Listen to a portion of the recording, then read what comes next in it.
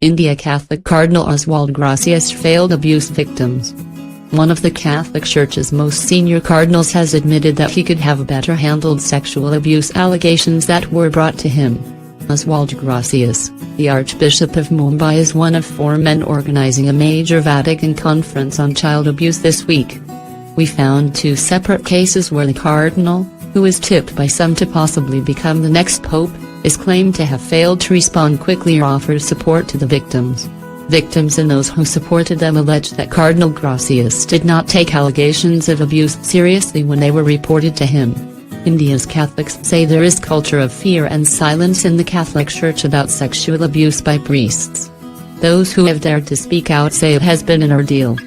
The first case dates back to 2015 in Mumbai. A woman's life changed when her son returned from Mass at the church and told her that the parish priest had raped him. "I could not understand. What should I do?" she said. She did not know this yet, but this event would put her on a collision course with the Catholic Church in India. The man she reached out for help was and remains one of the most senior representatives of the church. It was nearly 72 hours after the alleged rape that the family briefly met Cardinal Gracias, then president of the Catholic Bishops' Conference of India and Federation of Asian Bishops' Conferences. The issue of sexual abuse within the church is being called the Vatican's biggest crisis in modern times, and the integrity of the Catholic Church is said to ride on the outcome of this conference. Over the past year, the Catholic Church had been reeling under multiple allegations of sexual abuse around the world. But while abuse claims have made headlines in North and South America, Europe and Australia, very little is known about the problems in Asian countries. In countries such as India, there is a social stigma about reporting abuse. Among Christians, who are a minority of nearly 28 million people, a culture of fear and silence makes it impossible to gauge the true scale of the problem. Cardinal Blase Kubik of Chicago, a colleague of Cardinal Gracias on the 4-member organizing committee, has promised that decisive action in Rome and in dioceses worldwide will follow after the meeting so as to safeguard children and bring justice to the victims. Cardinal Gracias will open the second day of the summit with a conversation about accountability in the Church. This vital role given to him during this crucial conference has made some in India unhappy. They say his track record in protecting children and women from abusers is questionable. Those we have spoken to who have taken cases to him say they received little support from him. The mother of the abused boy said, "I told the cardinal about what the priest had done to my child, that my child was in a lot of pain. So he prayed for us and told us he had to go to Rome. My heart was hurt in that moment. As a mother, I had gone to him with great expectations that he would think about my son, give me justice, but he said he had no time, he only cared about going to Rome." The family say they requested medical help but were offered none. The cardinal told us it pained him to hear this, and that he was not aware that the boy needed medical help, and if he had been asked, he would have immediately offered it. The cardinal admits he left for Rome that night without alerting the authorities.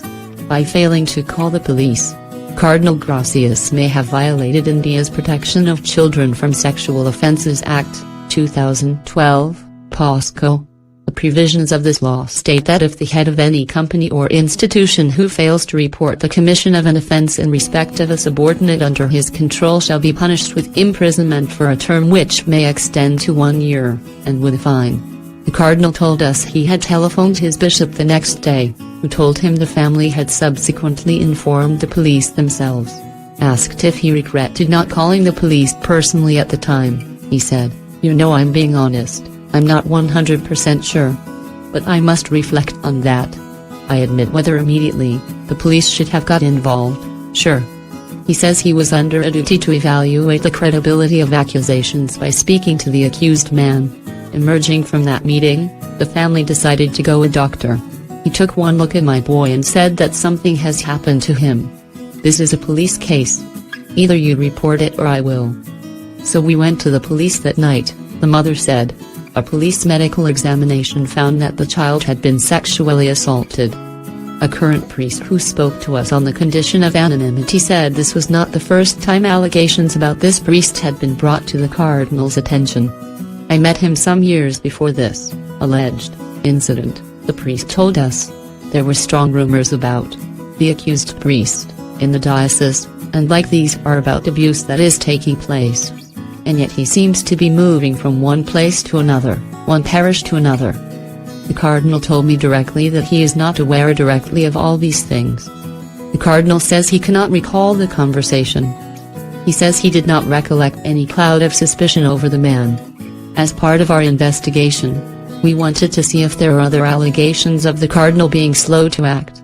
We found an instance dating back almost a decade, brought to his attention just a couple of years after becoming Archbishop of Mumbai. In March 2009, a woman approached him with accusations of sexual abuse by another priest who conducted retreats.